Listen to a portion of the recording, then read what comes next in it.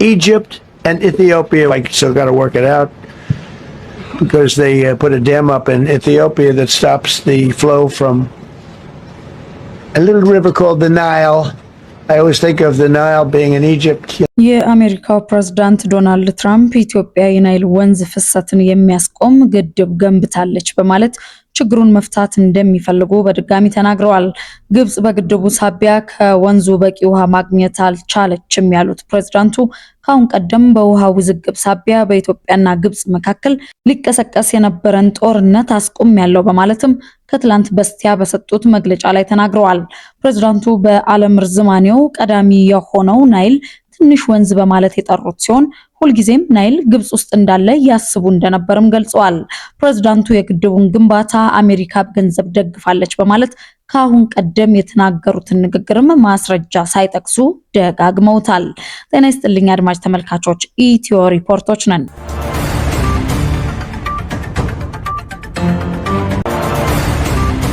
በዛሬው ቆይታችን የአሜሪካው ፕሬዝዳንት ዶናልድ ትራምፕ ጠቅላይ ሚኒስትር አብይ አህመድና የግብጹን ፕሬዝዳንት አብዱል ፈታህ አልሲሲን ፊት ለፊት በማገናኘት በግብጽና በኢትዮጵያ መካከል ለነገሰው ውጥረት መፍትሄ ለማበጀት የተለያዩ የጋራ ሙከራዎች እንደሚያደርጉ ተናግረዋል።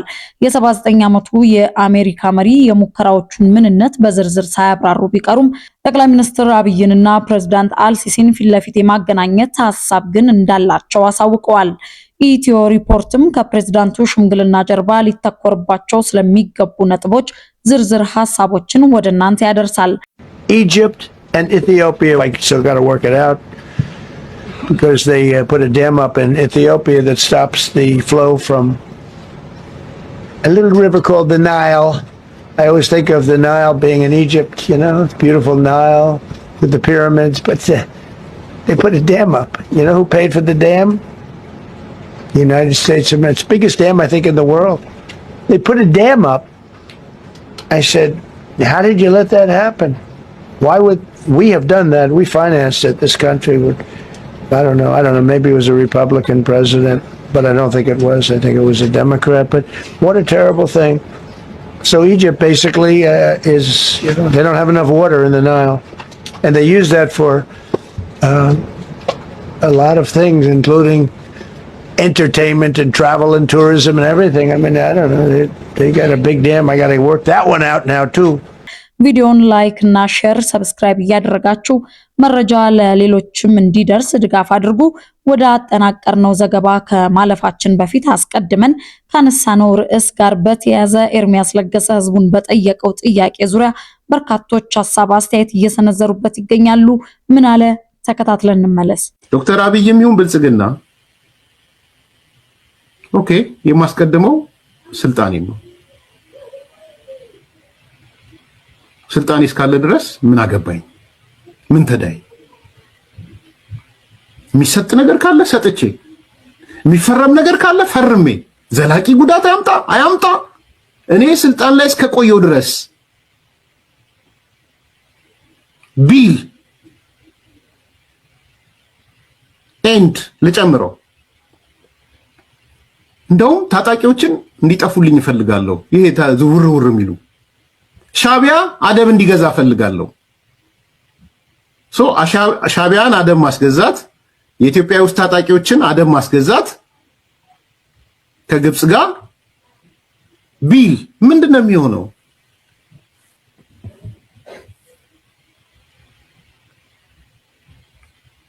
የሱ አማካሪ ስልጣን ወይም ሞት የሚል አማካሪ ቢመጣ ዘ ፕሪንስ አብሮት ቢሆን ኖሮ ስልጣን ነው አይደለ? ዘ ፕሪንስ የሰበከው ማኪያቬሊ ከምንም ነገር በላይ የሚቀድመው ስልጣንህ ነው ያለው። ማኪያቬሊ አጠገቡ ኖረ እንበል አማካሪ ሆኖ ምንም ይመክረው ይመስላችኋል? ስሙኝ፣ ምንም ይመክረው የኢሳያስን ትንኮሳ ለማስቆም የታጣቂ ኃይልን ትንኮሳ ለማስቆም ምን ይመክረዋል ማኪያቬሊ? አሜሪካ ምትልን ተቀበል፣ ግብጽ ምትልን ተቀበል ነው የሚለው።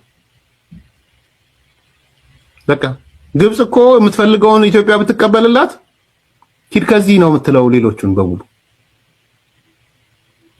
እሱ ነው this is a core point እሱ ነው። ይሄንን መልሶ መላልሶ መጠየቅ የሚፈልግ ሰው የለም።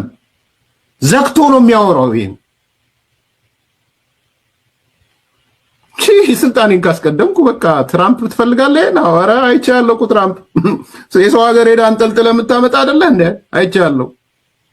ግሪንላንድ የምትባል የኔ ናት የምትል አይደለ እንዴ? እንዲህ አድርግ ያለው የምትል አይደለ? ስለዚህ ስልጣኔ ከሆነ ያልከኝን እፈጽማለሁ ማለት እኮ ይቻላል። አዳዲስ ግድብ አሻንሰራ ኤሌክትሪክ ብቻ ነው የምናመነጨው።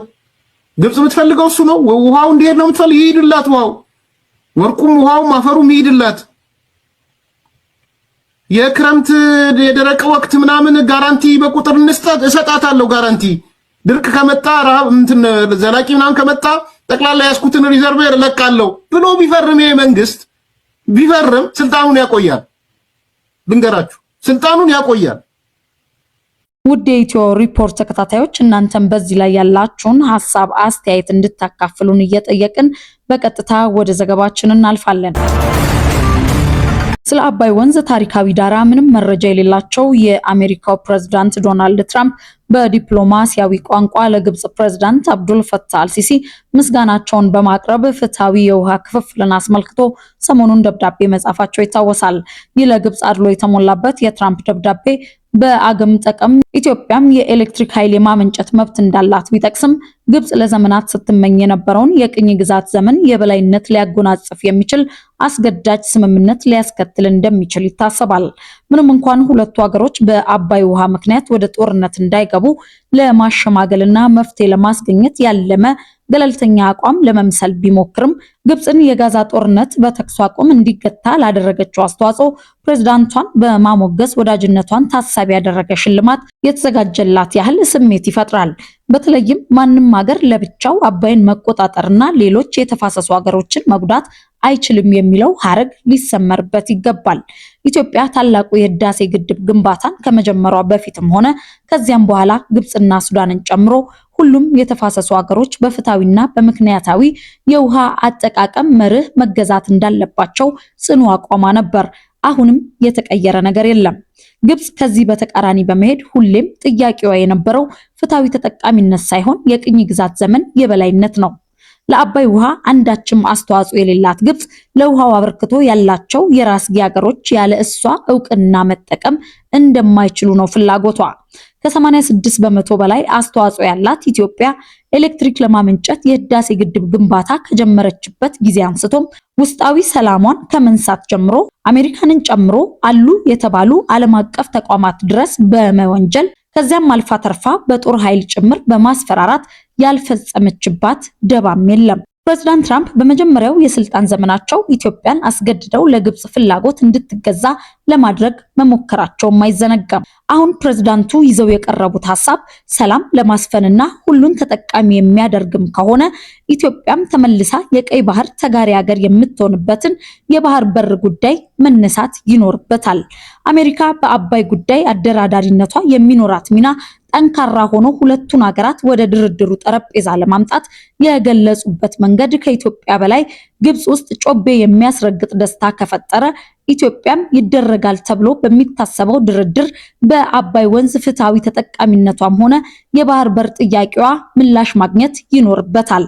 ምክንያቱ ደግሞ እያንዳንዱ ድርድርና ስምምነት ሁሉንም ወገን በእኩልነት ማስተናገድ ስላለበት ነው። የአባይ ውሃ የህልውና ጉዳይ የሚሆነው ለታችኞቹ ብቻ ሳይሆን ለራስጌዎቹ የተፋሰስ ሀገሮች ጭምር በመሆኑም ነው።